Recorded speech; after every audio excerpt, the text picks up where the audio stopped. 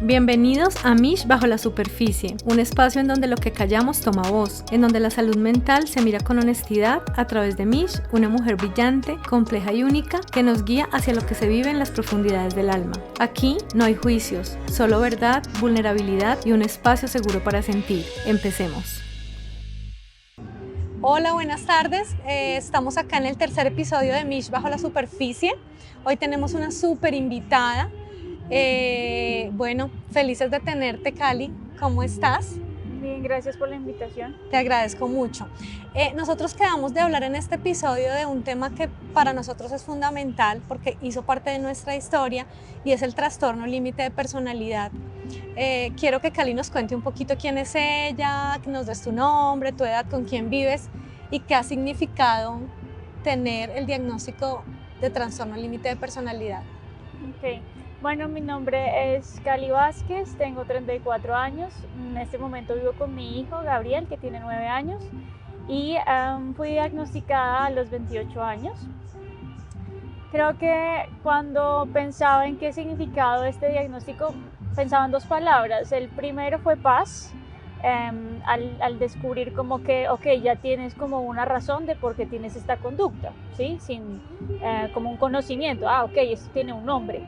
Y después con los años, creo que en este momento es un poco de confusión y de miedo, ¿sí?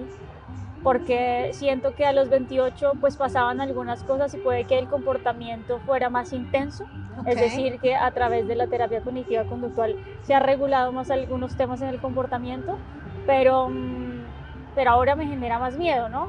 Porque pues tengo un hijo, tengo que mantenerme viva para él, vivir un día a la vez a veces se vuelve complicado, entonces hay miedo a volverse loco, hay miedo a volverse esquizofrénico, hay miedo a no poder tener un trabajo, hay miedo a no ser funcional, ¿sí? A no poder lidiar con la cuota de preocupaciones que tiene la vida, ¿sí? Así es. Bueno.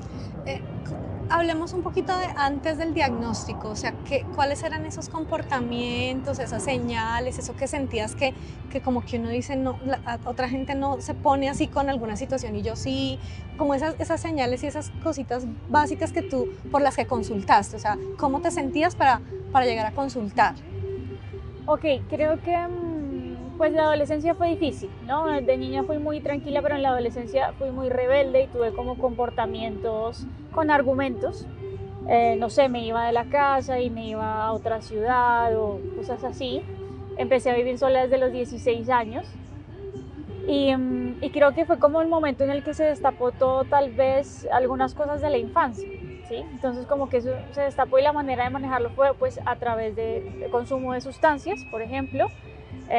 Yo estudiaba teatro y en ese mundo de teatro pues ahí es muy normal que las fiestas sean con consumo de sustancias, hace parte como uno de los requisitos de pertenecer a un grupo, ¿no? No está implícito, pero tú terminas un poco ahí, ¿no? Entonces como a los 18 años, digamos, yo no tomaba una cerveza ni nada, pero a los 19 ya probé un cigarrillo, entonces consumo de LSD,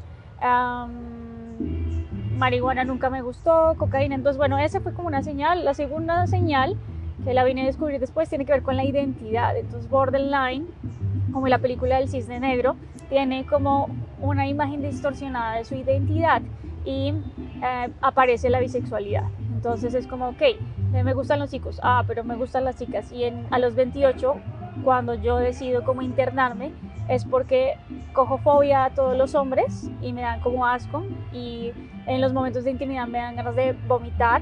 Entonces digo, ¿cómo voy a estar solo con mujeres y voy a explorar a ver si yo de pronto soy lesbiana? De pronto lo que yo tengo es que soy lesbiana. Sí, yo tengo esto y por eso yo no puedo, no sé. Y siempre está como en dualidad, ¿no? Entonces primero teatro, luego yoga, que son opuestos, teatro como súper extrovertido y yoga más zen, con vegetarianismo, no consumo de sustancias, bueno, muchas cosas. Y luego la bisexualidad, pues hombres y mujeres, y luego me preguntaba que a pesar de ser inteligente, ¿por qué no podía tener una vida como todas las personas? Como, no sé, casarse, tener hijos, tener un trabajo y continuar con su vida normal, ¿no? Como, ¿por qué me generaba tanta frustración algunas cosas que a otras personas, de la vida diaria, que otras personas no? Entonces creo que eso fue como la división, ¿no? Ok. Y otra es ponerse en situación de riesgo. Entonces, no era súper loca, ¿sí? Pero sí llegaban momentos que para manejar lo que estaba sintiendo, como no lo expresaba, no sabía qué era y todavía no tenía como esa capacidad de entender mis emociones que me dio, digamos, el yoga, pues era como, ok, me voy a drogar y termino en un lugar donde no sé dónde estoy, con quién estoy, o teniendo sexo sin protección, o bueno, ¿no? Sí, sí, sí. Al límite, pues. Al límite, sí. Perfecto. Cuéntame un poquito, ahora que ya nos cuentas un poco ese resumen, ¿cómo es el día a día ahora? Seguramente viene un camino, ¿no? Te diagnostican y empiezas a tratarte, ahorita nos cuentas un poquito de eso, pero ahora lo más difícil del diagnóstico en este momento, en ese día a día, tú nos decías, me da miedo por tu hijo. ¿Cómo lo vives? ¿Cómo vives con este diagnóstico en el día a día? Pues bueno, cuando a los 28 me diagnosticaron, todo se dio porque yo me fui a vivir a Sopó con unos ahorros. Yo trabajaba en una ONG y me dije, quiero vivir en la montaña, me fui a vivir con mi hijo y empecé como a no dormir. Entonces estaba toda la noche despierta y en el día dormía, entonces llevaba a mi hijo al colegio y bueno, ¿no? Y empecé como a tener como apatía, entonces no me gustaba nada, ya no me gustaba el yoga, entonces no entendía qué me pasaba. Entonces lloraba y bueno, muchas cosas, y fui a una consulta y me dijeron como, bueno, te vamos a remitir a psicología. Después me dijeron, no, tú tienes ansiedad, y a mí me pareció como ansiedad, pero yo soy una profesora de yoga, ¿cómo voy a tener ansiedad? O sea, es el colmo de profesor de yoga, ¿sí? Entonces yo no entendía, ¿no? Y además está el ego ahí, ¿no? Sí, sí, sí, claro. Y después de eso vino un momento de crisis en donde yo dije, me voy a quitar la vida. Yo había tenido intentos a los 14 años, 3 intentos de suicidio, y eso como que se tapó, ¿sabes? Familiarmente eso se tapó, eso es la niña, no hablemos de esas cosas, y yo simplemente seguí estudiando y en el teatro hice catarsis a través de otras cosas, como también positivas a través del teatro, pero también el sexo, drogas y bueno, ¿no? Y en ese momento cuando yo dije, creo que me voy a suicidar, o sea, me voy a intentar cortar las venas, porque lo que ya había hecho era como tomar pastillas ¿sí? O cosas tomadas, porque igual, o sea, tú quieres morir, pero igual tú eres cobarde, ¿sí? O sea, eres valiente pero cobarde, o sea, para mí no sería tan fácil como saltar de un puente o algo así, o sea, no es como, o sea, qué morbo siento por esto, ¿no? Sí, sí, sí. Entonces es más fácil con algo tomado para mí, ¿no? Entonces en ese momento yo le dije al psiquiatra, yo dije, me voy a internar, le dije, no quiero ser una mamá suicida. Y a partir de ahí entonces yo me interné por 20 días, y a los 20 días fue que me revisaron psiquiatras, psicólogos, y me dijeron como, bueno, Cali, lo que tú tienes es que eres borderline. Y yo, ¿qué es eso? Bueno, es un trastorno de la personalidad, las personalidades no se pueden cambiar, pero con el tiempo lo puedes manejar. ¿Sí? Vas a aprender a manejar. Estás entre blanco y negro, hombres y mujeres, teatro y yoga, entonces pasas de tomarte muchas cervezas a no tomar ninguna. ¿Sí? Extremo. Ajá. Entonces tienes que buscar el gris, entonces yo no tenía pareja, entonces era como, bueno, y es importante porque el yo está acá y el yo está constituido por amigos, familia, pareja, tus hobbies, y en este momento estás como sola viviendo en Sopó y pues todo eso está como atacando.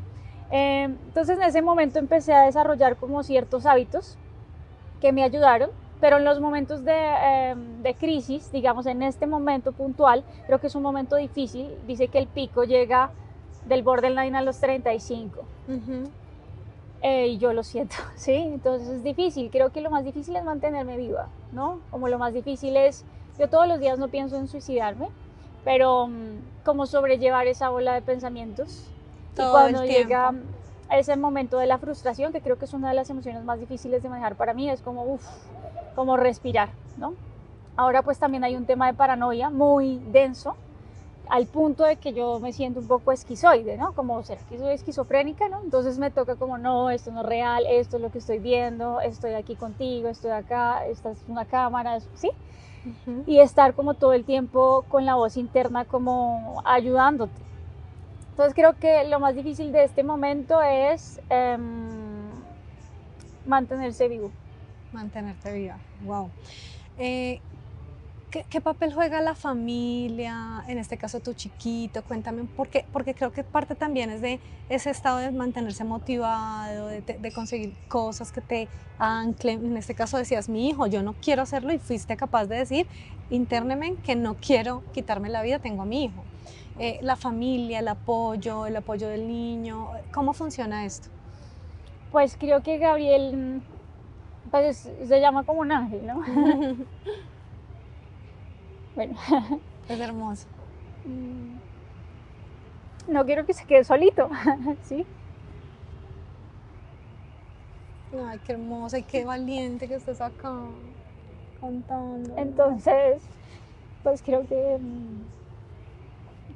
pues sí, que es difícil tener una mamá borderline. Él ya sabe algunos le has cosas, enseñado, ¿cierto? Le has sí, enseñado para relacionadas con el tema, pero bueno, sí, es un poco como que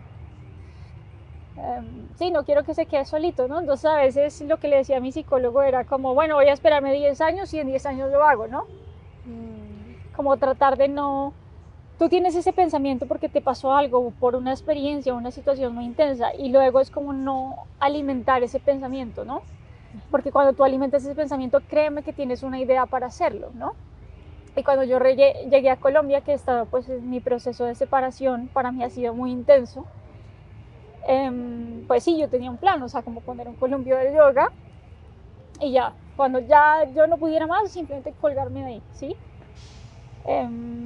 Y creo que es eso, es como, no, o sea, como, no sé, como cuando dices respira, controla la conducta, ¿no? Esa es la TCC, es como, ok, estoy pensando esto, estoy sintiendo esta emoción muy fuerte que siento que me está llevando.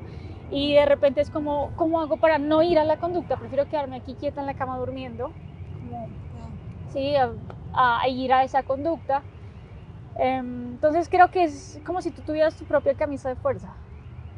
Que te sostiene, pues no. Para mí significa mucho que estés acá, porque cuando yo te conocí fue en un momento en que todavía no estaba tan relacionada con el tema. Mi hija hacía muy poco tiempo había muerto y tuvimos una conexión hermosa. Yo te vi y empezamos a hablar y yo recordé muchas cosas de mi hija con lo que me contabas y ha sido hermoso que abras tu corazón, que quieras estar. Sabemos que no es fácil estar en esta situación, contar, pero sé que lo haces para salvar a otras personas, para ayudarles. ¿Qué te funciona? ¿Qué te sirve para... ¿Estás haciendo terapia? ¿Sigues en terapia? ¿Cómo es ese proceso? ¿Y qué te sirve? ¿Qué te ayuda? Los que están alrededor, si quisiéramos decir cómo ayudamos a Cali a que el tema funcione, ¿tú qué nos pedirías? ¿Qué te funciona? ¿Qué te serviría? Pues creo que estoy acá porque cuando empecé a investigar más de borderline en Europa, pues ya se habla un poco más del tema, ¿no? Hay varias organizaciones, pero aquí en Colombia no. Entonces aquí el tema es un poco nulo, ¿sí? Se habla mucho de ansiedad, de depresión, incluso hasta de bipolaridad, pero TPL como que no. No, entonces cuando te conocí y supe de tu hija y que ella se había suicidado, es como eso llama mi atención, ¿no? Los borderline también somos muy pasionales, ¿no? Somos muy empáticos y como yo quería saber por qué ella se había suicidado. De hecho, el papá de mi esposo se suicidó y por eso fue todavía más intenso como apoyarme y estas cosas porque es como si le estuviera reviviendo, ¿no? Así es. Y aunque creemos que sabemos que tenemos todas las herramientas, en realidad es muy difícil acompañar a una persona que se quiere morir o entender por qué se quiere morir, ¿no? Entonces, cuando te conocí y luego te pregunté qué tiene ella y tú me dijiste borderline, para mí era como, ok, esto no solamente pasa en Inocencia Interrumpida y en El Cisne Negro, sino esto pasa en la vida real y hay una persona cercana que ha llegado a mi vida, ¿sí? Y cuando yo llegué a ese sitio a trabajar ahí, recién llegué a Colombia, pues yo buscaba respuestas en un libro, en un cristal, en una persona que conociera. Entonces cuando te conocí para mí fue como muy impactante, ¿sabes? Como ver que hace un año había pasado y que no sé, que a mí también me podía pasar, que podía ser mi familia, ¿no? Podía ser Gabriel, podría ser mi mamá y así uno descanse cuando se quite la vida, ¿sí? Pues están los que quedan que yo creo que sufren mucho, ¿no? Muchísimo, sí. Bueno, entonces me ayuda Gabriel porque llevarlo al colegio, que prepararse para el colegio, me ayuda a estudiar, ¿sí? me ayuda a respirar, me ayuda a tener un núcleo cercano muy íntimo, que no me juzgue, ¿sí? Por ejemplo, sé que acá tienen el conocimiento para no juzgar, o para no sentir morbo, o para no victimizar, o sentir que la otra persona es vulnerable y ya. Entonces mi núcleo es pequeño, ¿sí? Tengo mi mejor amiga, que somos amigas hace 28 años y ella sabe, y pues es una persona importante para mí en este momento. Está mi mamá, pues digamos que mi mamá no conoce del tema, pero ella dice como, es que es nerviosa, es que sí, pero de todas maneras está ahí, ¿no? Y Gabriel es como mi ancla, ¿no? Es como mi respiración, me ancla al presente, ¿no?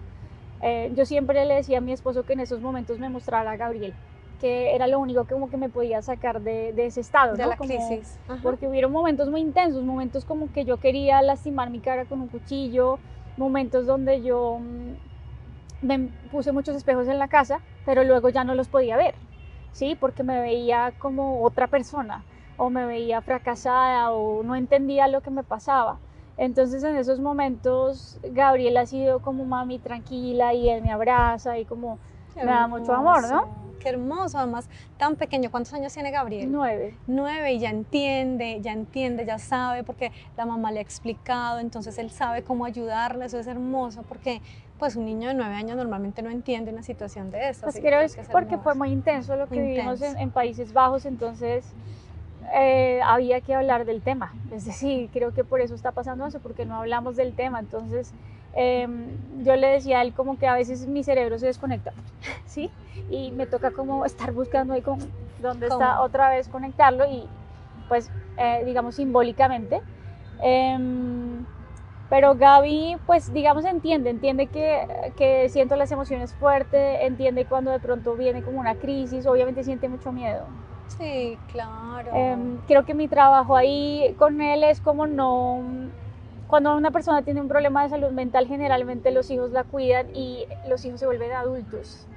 Entonces mi trabajo es como mantenerme adulta, hacerme responsable todavía de mi conducta, y que mi hijo sí es un apoyo, pero mi hijo tiene que vivir su vida y todavía es un niño, ¿no? Así es. Entonces está bien que lo entienda, pero no es su responsabilidad, y tampoco quiero que esté cuidando a su madre, ¿sí? Entonces así es. Creo que es una de las razones por las que también vuelvo a Colombia, porque siempre es como mi esposo está diciendo, no, deja descansar a la mamá que está enferma, deja descansar a la mamá que está enferma. Entonces siempre estoy como muy aislada. Mi mamá también lo hace, es como, no, la mamá está enferma, ¿no? Algo así. Pero realmente eso no ayuda. Entonces en un momento yo simplemente dije, no quiero escuchar más eso, y pues sí, yo tengo esto, pero yo me apropio de esto, y pues es duro, pero no es como que aíslen a la mamá, ¿no? Porque... Sí, porque puede empeorar inclusive, ¿no? Te sientes como que te sacan de ese rol que tienes en este momento, que es la mamá, no funcional, exacto, ¿no? no funciona. No funciona.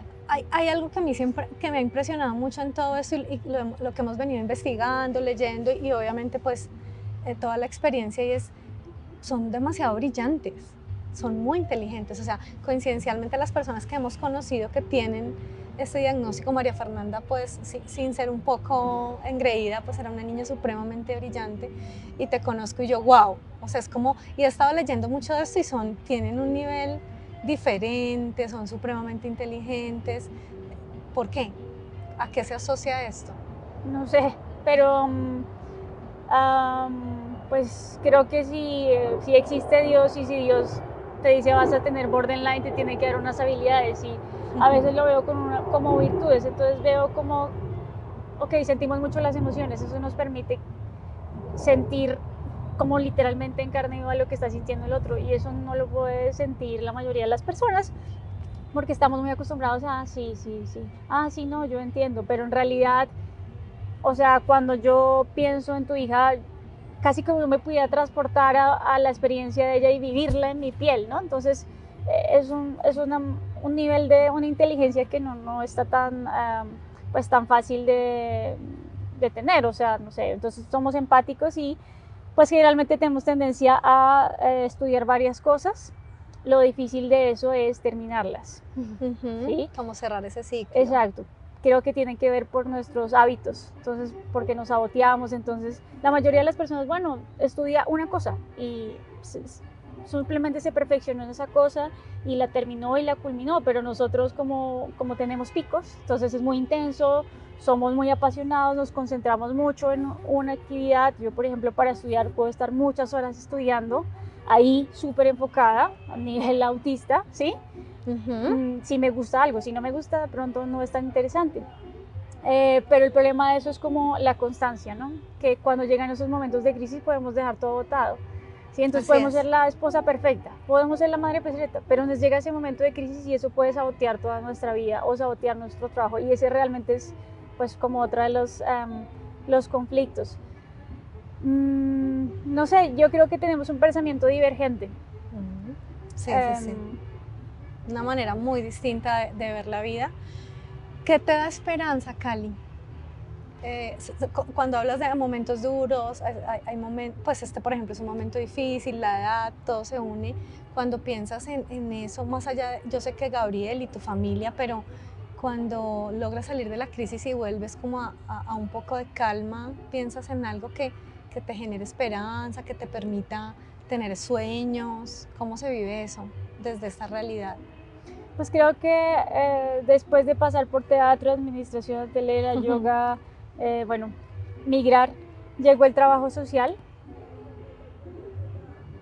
Y el trabajo social como que me ayuda a como ayudar a otras personas, no porque, o sea, yo no parto de la idea de que te vuelves profesional porque eres muy pro, no, tú te vuelves profesional para poder ayudar a otras personas, y tampoco parto de la idea de que entonces como yo ya estoy bien, es que ya, desde que yo ya estoy bien puedo ayudar. No, yo siento que ayudas porque también has pasado por esos momentos difíciles. Entonces el trabajo social me da esperanza llegar a una clínica psiquiátrica. La trabajadora social fue la que más me ayudó, del psiquiatra y del psicólogo y de los terapeutas. Entonces poder tener contacto con personas que tienen alguna enfermedad psiquiátrica. De hecho, en algún momento tuve una pareja bipolar, era una bomba atómica, un borderline, un bipolar. Era sí, wow. complicado, pero me permite no juzgar tanto, ¿sí? Entender que todas las enfermedades mentales y todos los gustos a nivel de géneros, ¿verdad? De personas que están con mujeres, con hombres o pansexuales, como que todo puede entrar dentro de este universo y me permite tener una mente más abierta. Y respetar y no juzgar, para comprender, ¿no? Entonces el trabajo social es como un sueño, me da esperanza, y ayudar a otros como que me ayuda a ayudarme a mí misma. Hermoso, hermoso. Y eso creo que es como lo que me mantiene ahorita como la meta a corto plazo. A corto plazo. ¿Me puedes contar un poquito el tema de la terapia? ¿Qué terapias has hecho y cómo ha sido? Si bien es difícil a veces solo cuando no te sientes bien conectar con un psiquiatra, con un psicólogo, porque eso es una relación como la relación con una pareja, pues si no haces como clic con la persona no lo logras. ¿Cómo ha sido en el transcurso de este tiempo conectar con un buen psicólogo, con un buen psiquiatra? ¿Han sido asertivos en el diagnóstico? ¿Cómo ha sido esa experiencia? Ok, bueno, en la adolescencia fue intenso. En la adolescencia no te pueden diagnosticar, entonces como tuve 3 intentos de suicidio, me medicaron con fluoxetina y me dijeron que me iban a internar. Mis papás no dejaron, y ahí veía un psicólogo con cada frecuencia. Obviamente yo había pasado hoy por temas intensos como abuso sexual, y como yo estaba joven, pues yo no quería decir, ¿no? Entonces ahí fue difícil la relación con ellos, porque eres como menor de edad y entonces está desviada y entonces no sabemos por qué se comporta así, pero pues había razones para comportarme así, ¿no? Mis papás no estaban juntos, bueno, el abuso, cambios de vivir con mi papá, con mi mamá, todos esos procesos. Después a los 28, pues ya que es por decisión mía, con el psicólogo de la EPS no me fue como muy bien, era como muy, bueno, tienes ansiedad, y pues escuchaba, pero yo no conectaba, pero yo pues me considero juiciosa, entonces yo trato como de, ok, mira, esto es lo que me está pasando, y no, trato de cumplir con el deber, con lo que tengo que hacer, mi parte, ¿sí? Ya si el profesional, pues no, pues yo hago mi parte, ¿sí? Sí, sí, sí. Y con la psiquiatra, pues ella hizo un buen análisis, fue muy tranquila del momento que me dio el diagnóstico.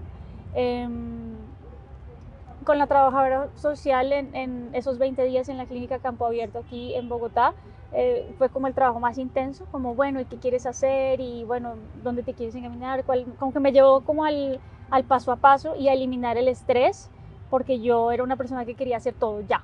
Entonces me decía, no, un día vas a hacer 2 cosas, al otro día haces la tercera y así, porque todo no lo podemos hacer el mismo día. Entonces eso me ayudó muchísimo, ¿no? Yo quería llevar a Gabriel al colegio, luego clase de ballet, luego clase de no sé qué, y eso me generaba estrés. Y ya en Holanda, pues tuve una persona que nació en Holanda, pero sus padres eran mexicanos. Creo que la salud mental allá es distinta, ¿no? Es como que hay tantas personas que tienen trastornos que es como, bueno, es uno más, ¿no? No fue tan satisfactorio. Y los psiquiatras, pues en la mayoría de psiquiatras habían personas muy adictas en esos lugares, muchos migrantes adictos, entonces pues nunca estuve ahí. Me medicaron con quetiapina para dormir, pero eran más estrictos, como tienes que ir por el medicamento solo por el de la semana, y yo, mira, voy a viajar a España, necesito medicamento. Entonces realmente jugaban un poco con tu salud, porque es como, ok, me voy a tomar el medicamento, ok, te lo damos por 7 días, pero si vas a España, no, porque con 1000 miligramos te puedes suicidar, y pues entonces, ¿quién me da el medicamento para ir a España? Y es un poco como, ok, tómate el medicamento, pero te lo quitamos, pero te lo damos, pero entonces en un momento yo simplemente decidí suspenderlo porque pues no estaba siendo responsable, ¿no? Y sentía mucha esa dependencia. Aquí en Colombia estoy con un psicólogo, me gusta más hablar con los hombres, psicólogos. Tuve un psicólogo en la universidad y fue muy profundo, o sea, como que realmente hablábamos en términos como más psicológicos, no como, bueno, ¿qué te está pasando? Sino, yo soy curiosa, entonces, bueno, ¿qué es la TCC? ¿Qué es la dialéctica? Que te ¿Qué es el expliquen con TPL? detalle. ¿Qué es el TPL paranoide? No sé, como un poco más, ¿no? Para mí es importante que me expliquen. Y con este psicólogo que estoy ahora, que llevo más o menos como 1 año y medio, nos vemos virtual, lo cual es genial porque a veces uno no tiene ganas de ir. Entonces virtual es como, bueno, sabes, me vas a ver hoy así, pero yo necesito hablar. Hablar es súper importante para un borderline, porque a veces tenemos una bruma de pensamientos ahí, y cuando hablas es como baja el nivel de la emoción. Y ya después de conversar no es tan grave, ¿sí? Entonces él me ha ayudado muchísimo, pero no estoy tomando, digamos, medicamento. Tengo una cita próximamente con una psiquiatra especialista en TPL, adicciones y trastornos alimenticios, aparte de la EPS, el psicólogo también es aparte de la EPS, y estoy con ella porque he tenido 3 episodios, digamos, esquizoides muy intensos, ¿no? Entonces ya me tiene preocupada, entonces en ese momento me dije a mí misma como, bueno, yo no quiero medicamento, no quiero depender de un medicamento, pero estoy en un punto en el que esto está muy alto, en el que ya no puedo más, ¿sí? Y que siento que es como, bueno, si una persona toma un medicamento para la rodilla, no le van a decir, pero ¿cuándo vas a dejar de tomar el medicamento para la rodilla, no? Pero cuando es con la salud mental, sí es como, pero ay, es que eso de estar medicada, ay, pero es que eso de, ¿no?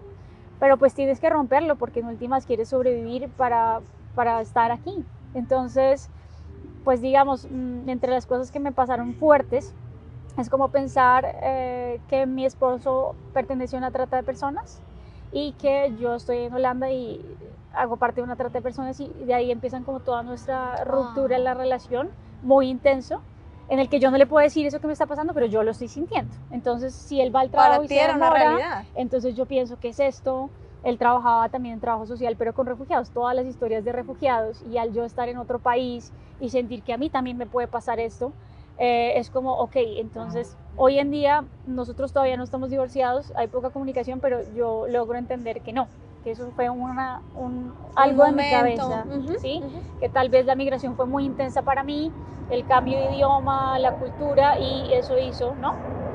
Ahora estoy en mi país, pues no siento eso, estoy con mi propio idioma, con las personas que conozco, pero me pasan otras cosas, ¿no? Entonces, por ejemplo, en el trabajo donde estaba me dio un ataque de pánico y empecé a pensar que mi jefe tenía un lavado de activos.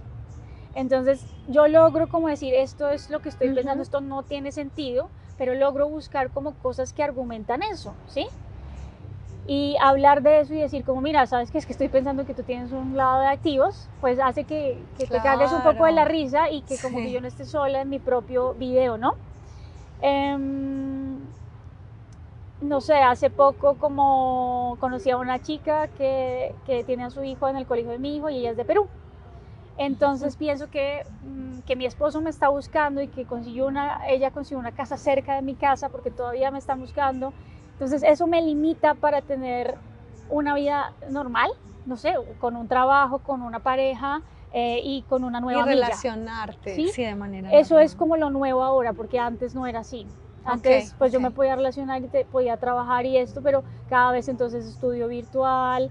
Menos solo, relaciones, menos sí, más social. aislada, más aislada. Okay. Entonces, a raíz de eso, dije como, ok, esto ya es un signo de alarma, yo tengo que levantar mi mano y buscar un psiquiatra para pedir un medicamento que me ayude a controlar estos síntomas, porque vivir así con miedo es difícil. Es difícil, claro. Tengo una pregunta frente a de eso de relacionarte. ¿Tuvo algo que ver esto, por ejemplo, tú hablas de tu divorcio y tuvo que ver el trastorno límite Sí. en esa decisión? Decidieron, pues. Sí, porque él desde un principio sabía que yo era borderline, pero claro, conoció la parte borderline chévere, ¿sí? Que es súper pasional, súper entregado, súper, ¿no? Pero cuando borderline le quitan todo, o sea, lo pones como una planta en otro país y tiene que hablar otro idioma y ya no tiene su trabajo y ya no tiene sus amigos para tomarse un café y hablar, o ¿sí? Es como si te desnudaran, ¿no? Te dejaran como una cosa insignificante. Y borderline tiene muchos aspectos. También tiene narcisismo, que dice que narcisismo por compensación, pero uno de los aspectos es el peor y es el devaluador, ¿sí? Y el devaluador es ese, que es como no sirves para nada, no eres suficiente, no vales, no eres una buena mamá. Y ese es el peor, porque ese es el que te lleva realmente a intentar o a cometer un intento de suicidio. Entonces sí tuvo que ver. Yo explicaba que era un poco como que soy borderline y para un borderline es difícil migrar. Sí, muy difícil. Sí, ya migrar es difícil. Hablamos del duelo migratorio que tiene diferentes duelos. Migrar es difícil, pero para un borderline es como más intenso. Es como si tuvieras una llaga y te pusieran un ácido ahí, ¿sí? Completo. Entonces, sí afecta, y eso pues también me hace preguntarme sobre mi futuro, ¿no? Porque también reconozco más cosas en mí, tengo más autoconocimiento, pero no sé cómo vaya a ser el futuro la relación de pareja, ¿no? Es complejo. Creo que entre el trabajo y el estudio, creo que a lo largo de mi vida lo más complejo ha sido la relación de pareja. La relación de pareja. Es la persona que está más cercana, está ahí, comparte el día, la noche, todo es más complejo. Porque te ves, si dormiste, si no dormiste, si comiste, si tuviste la crisis, por ejemplo, ahí está. ¿Cómo respondiste? Pero aquí es como tú ves. Es un momentico, es un ratico. Sí. Pero la pareja es, y pues también, pues yo estoy con mi hijo, pero creo que es más intenso con la pareja porque igual tú tienes intimidad con tu pareja.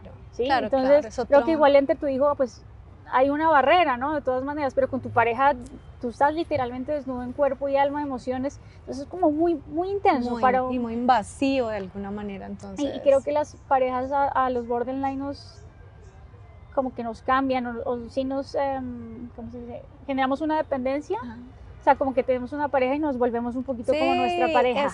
Eso nos pasaba mucho, a nosotros nos pasó mucho con María Fernanda, y era que la pareja se terminaba pareciendo a la pareja que tenía y nosotros éramos aterrados, y además porque tuvo parejas muy, digamos, distintas, entonces pasaba de ser la niña así súper linda Kardashian a la más rockera o a la más hippie. Decíamos, pero este cambio, ¿qué pasó?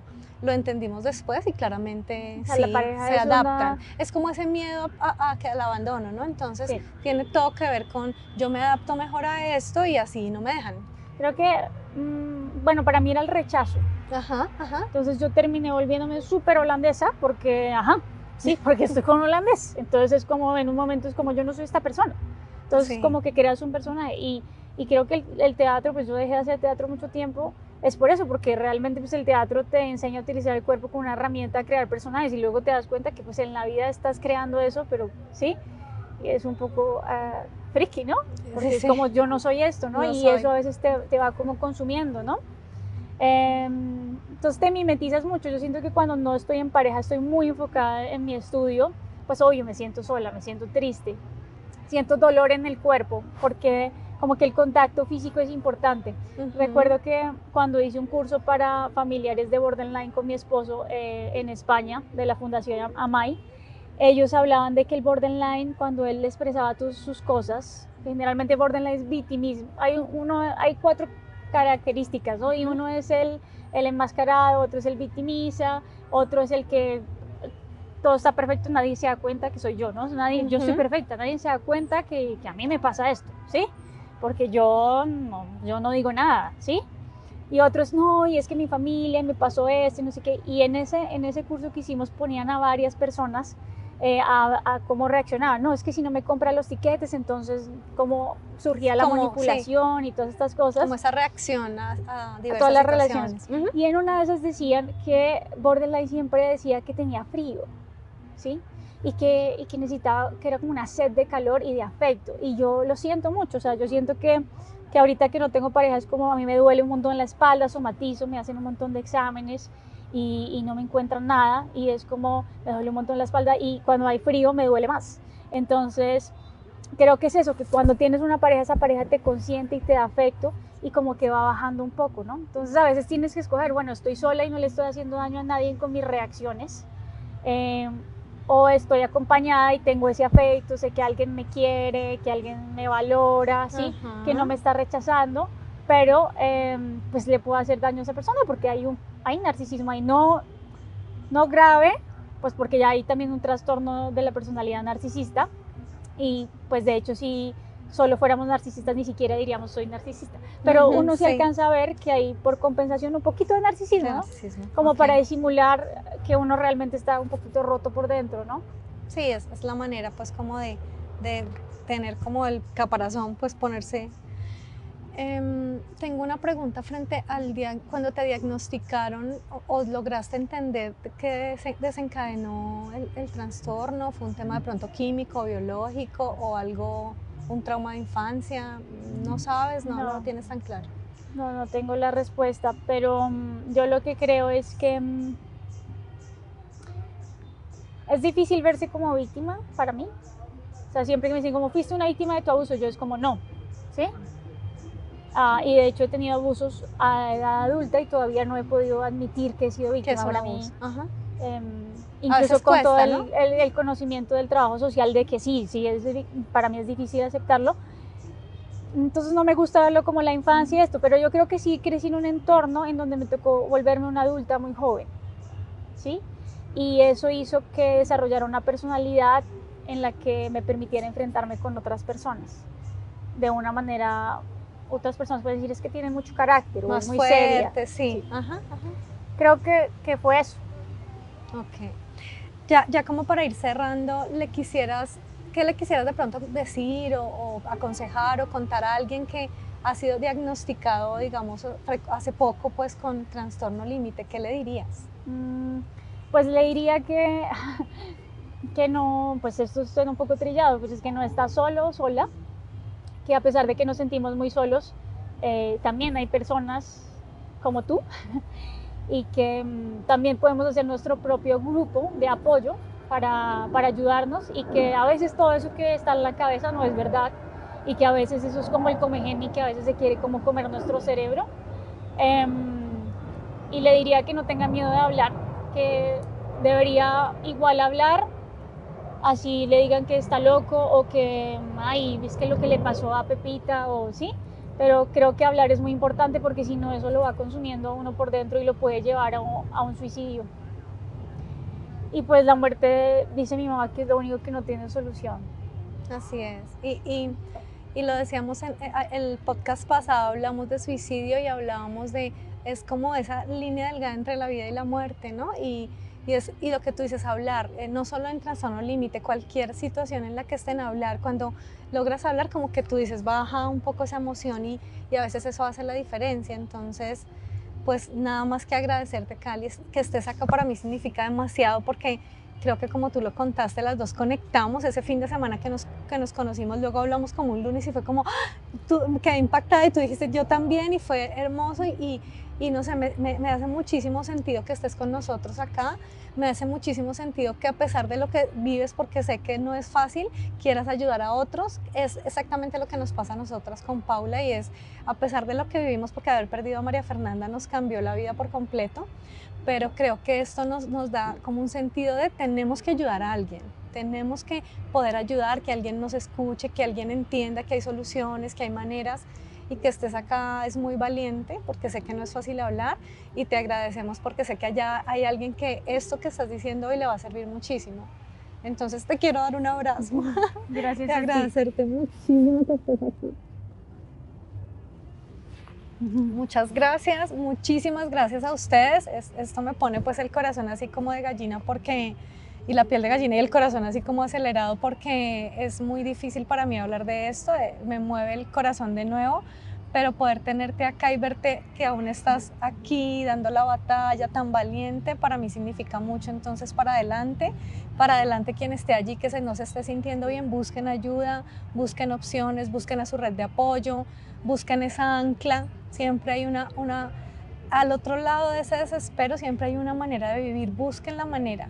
Busquen el medicamento si es necesario, pero estamos acá para ayudar y estamos felices de en Mission Bajo la Superficie que estemos pues con personas tan lindas como tú que nos están apoyando. Muchas gracias. Yo quiero decir que Jim Carrey tenía bipolaridad y borderline y que después del pico se logra tal vez llevar una vida más en calma. Qué hermoso, mira, y hay mucha gente con trastornos muy complejos que han tratado de hacerlo, muy valientes porque es muy duro, pero se puede lograr. Entonces la invitación es a privilegiar siempre la vida, siempre la opción es vivir. Gracias.